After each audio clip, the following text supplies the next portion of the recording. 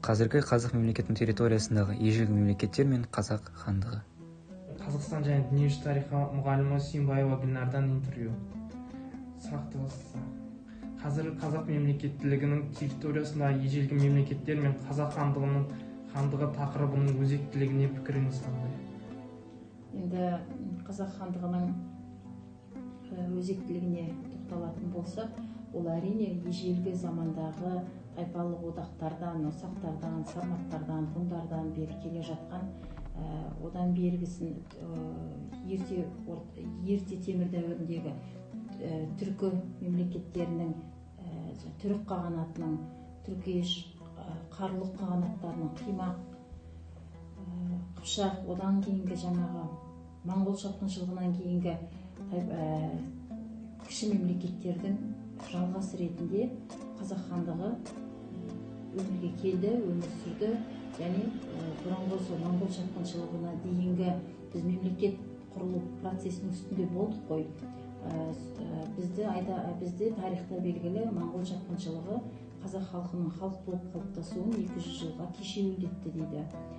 Яғни бұл жерде осы өзектілігі қыпшақ тайпаларының бірігіп қазақ хандығына бірігуі және нақты олардың территориясының белгілі болуы, одан кейін жаңағы ежелгі сол тайпалық одақтарымыздың ұрпақтары ретінде, өмірінің жалғасы ретінде осы мемлекеттің құрылуы деп білемін.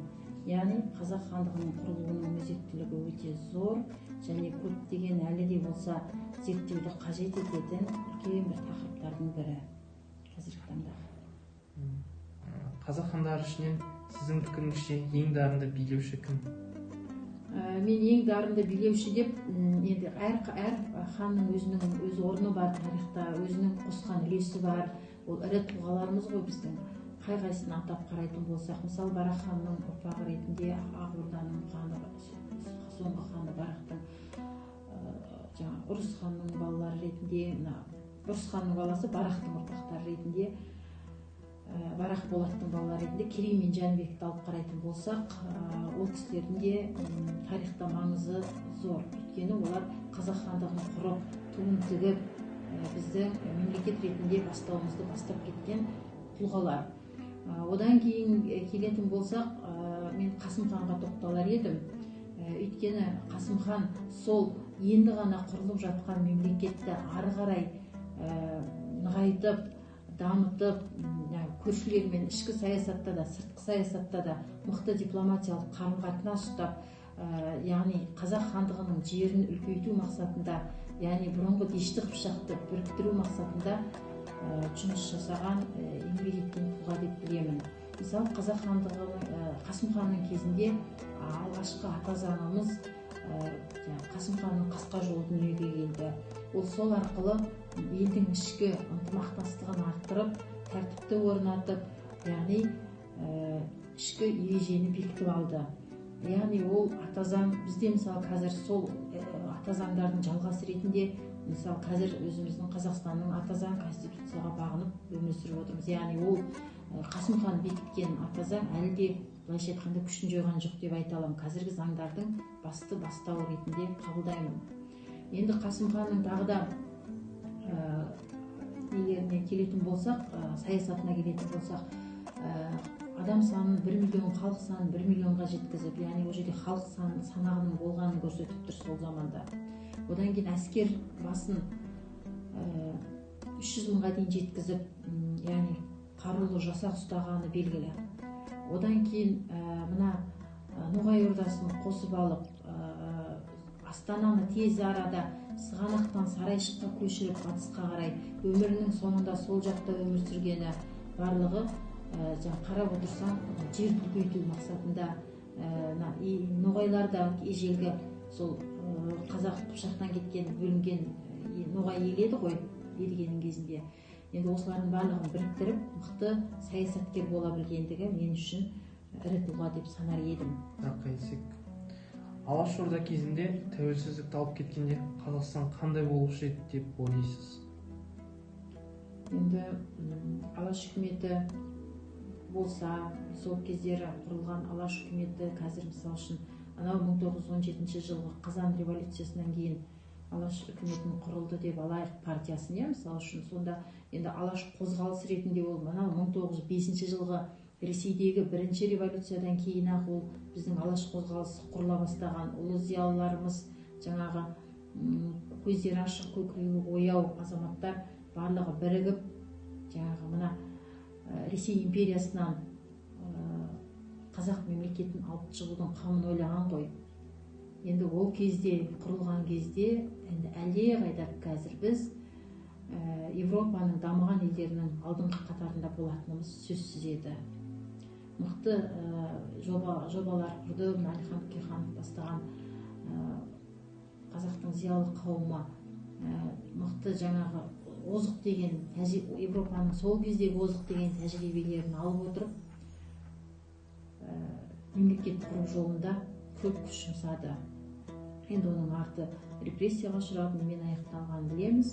Енді сол кезде мысалы жасақ құру, жаңағы ол кезде де жаңағы өздерінің жарғысын бекіту, одан ережесін бекіту, яғни конституциясын белгілеп алу, міне оның барлығы арнайы жоспарлы түрде құрылған, сауатты түрде құрылған үлкен мемлекет болатын сол заманда, 20 ғасырдың басында.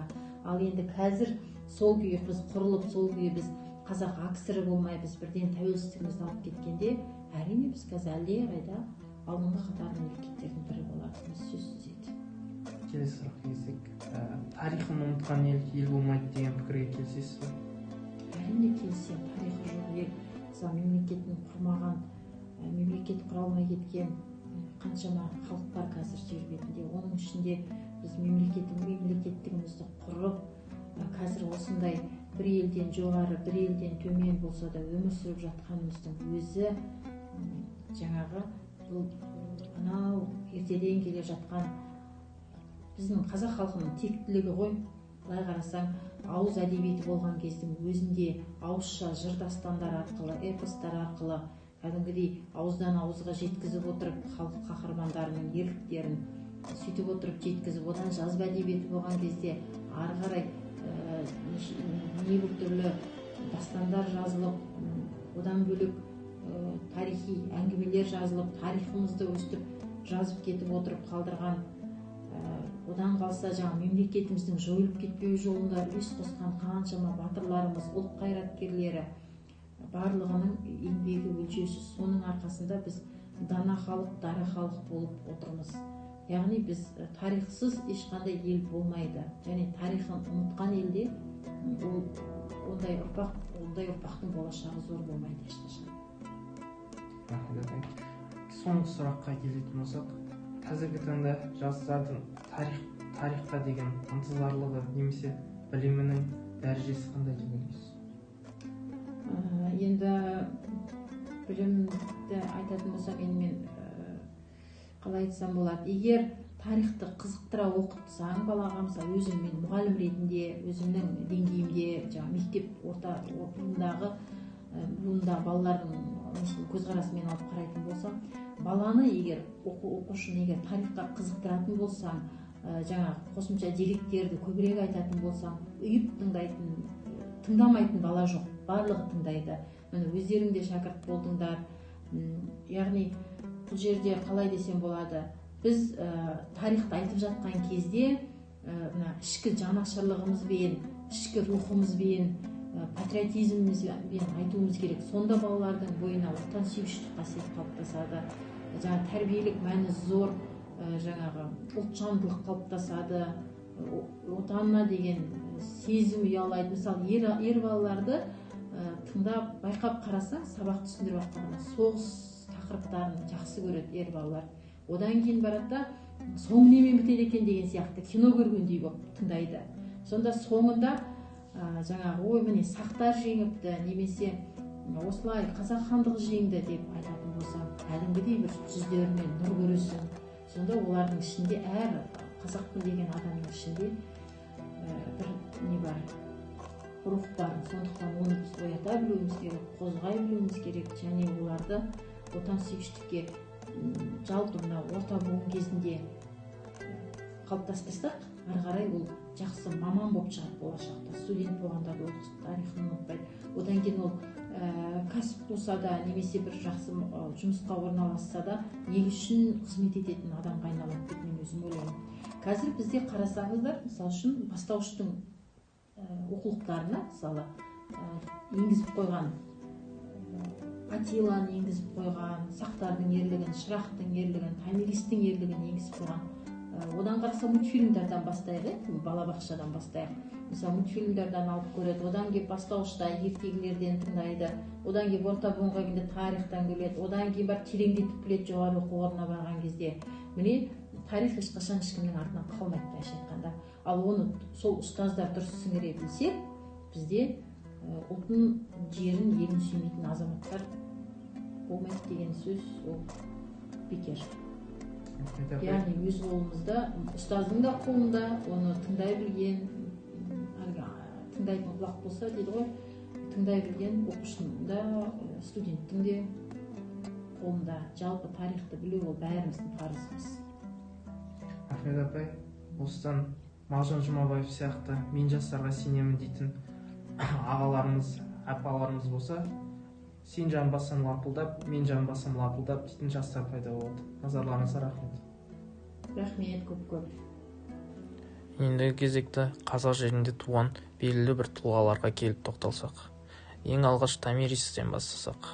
Тұмар ханша 575-20 жылдар дүние өмір сүрген. Біздің заманымыздан бұрынғы. Күнгей түркі сақ халықтарының байырғы заманда ел билеген атақты әйел патшаларының бірі. Массагет халқының байырғы заманда ел билеген атақты ханшайым ба. Себебі грек жазбаларында оның елін Массагет деп атайды. Тұмар ханша есімі тарихқа еніп әлемге танылу Ахемен әулетінен шыққан 4 құбыланың тұтас билеушісі атанған Парсының әйгілі патшасы Кирдің Орта Азияға басқыншыл жорықпен келген, жеңілуді білмейді деп дәріптелген әскерін ашық шайқаста тас талқанын шығарып жеңумен тікелей байланысты.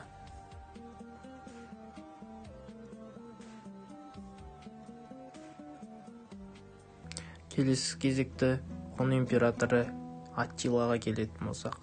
Аттила 400-453 жылдары өмір сүрген Батыс ғұн тайпалар одағының атаңызға айналған көсемі. Рейннен Қара теңіздің солтүстігіне дейін варвар тайпаларына өз билігін жүргізген адамзат тарихында өзіндік орны бар тарихи тұлға. Сол кезеңнің оқиғалары туралы тарихи шығармаларда, жылнамаларда және эпикалық туындыларда мәліметтер кездеседі. Сонымен қатар германдықтардың батырлар жырының 18 шығармасында ғұндар мен оның патшасының ұлы істері көрініс тапқан. Еділдің тұсында империя өзінің шарықтау биігіне көтерілген болатын. Шығыста Кавказға, батыста Рейнге, терістікте Даниялық аралдарға, күнгейінде Дунай өзенінің оң жағалауын қоса, сондай аламаттай империя ғұндарға бағындырған болып табылады. 444 жылдан 453 жылы қайтыс болған күніне дейін Еділ жалғыз өзі ғұндар мемлекетін басқарды. Және де айта кететін басты мәселе бүкіл әлемді дүрсін біліндірген Рим империясының құлатуында болып табылады. Келесі Ақ Орда ханы Ұрыс хан туралы айтсақ. Ұрыс хан 1361-1376 жылдары билік еткен Ақ Орданың ханы.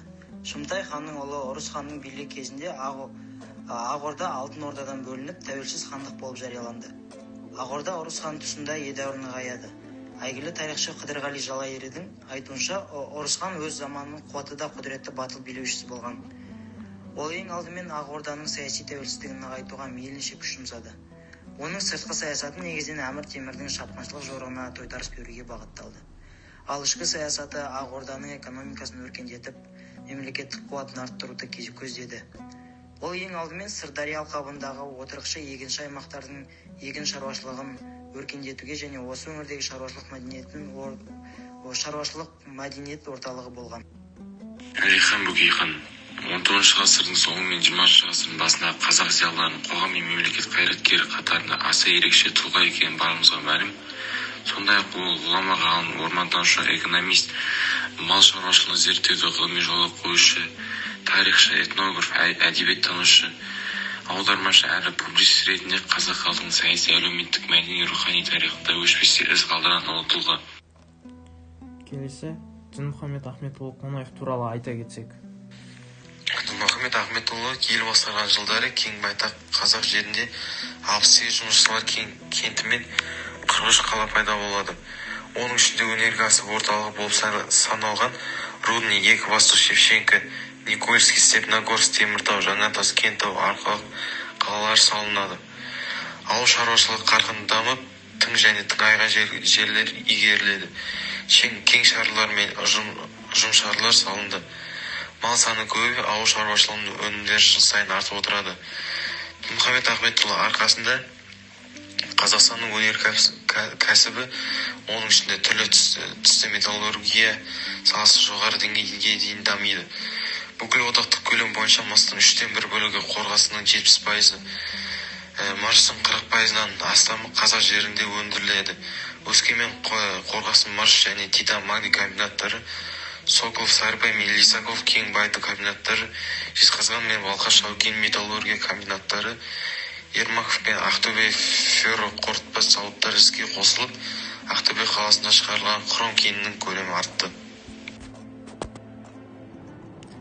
Байқағандарыңыздай, біз жоғарыда 4-5 қана ірі тұлғаларды айтқан болатынбыз қазақ тарихында.